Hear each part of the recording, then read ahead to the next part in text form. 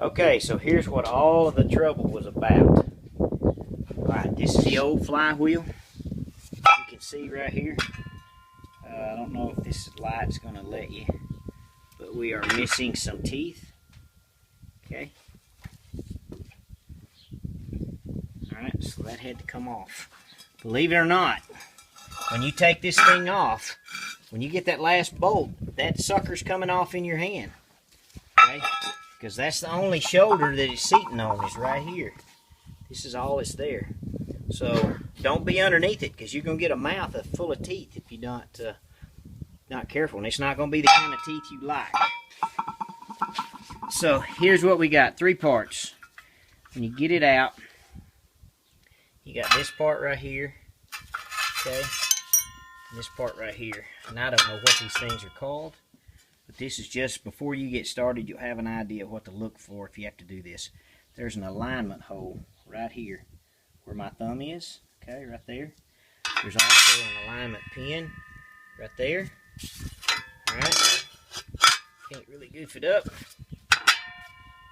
And then you have this piece right here. Alright, which goes on top. If you notice, there's a radius on the back side. Now the reason I know is because I have a white mark. I don't know if this motor has been into, if they redid it, or if that's from the factory. Anyway, I got that white mark and I saw that when I took it off, so I know that's the way it goes. Plus there's a radius. So that's going to, that's ready to go back in. That's a new flywheel. Now let me show you what I did. I'm kind of lazy, so I did not want to have to bust my transfer case off. So what I've done here is this is a brand new motorcycle jack from Craftsman, from Sears, $149.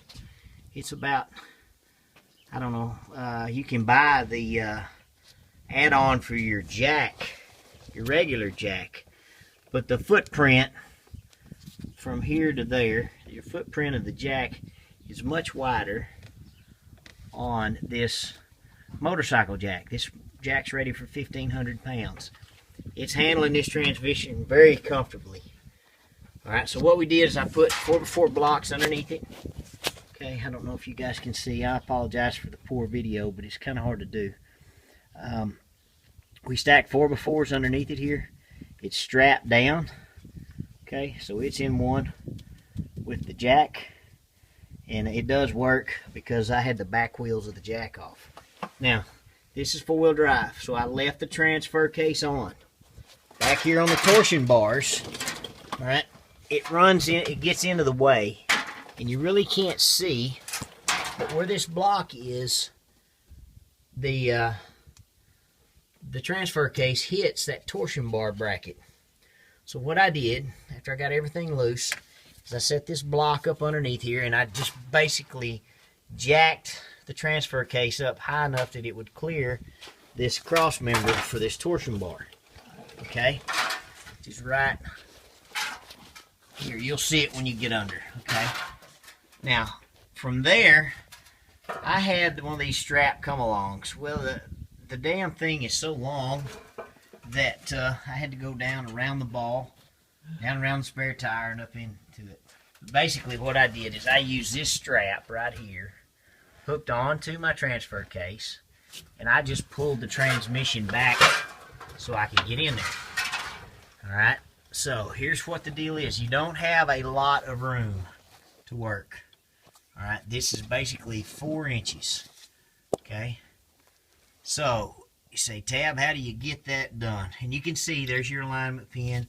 Here's the shoulder that it's going to mount onto and everything. Okay, there's 8 bolts. And them bad boys are tight. Okay, them bad boys, that sounds redneck. Anyway, the dang things are tight.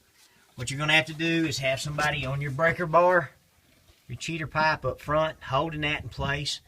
There's a groove in your frame that you can wedge that cheater pipe into, and all somebody's got to do is hold against that. Then what you do is you use your torsion bar right here as a handle.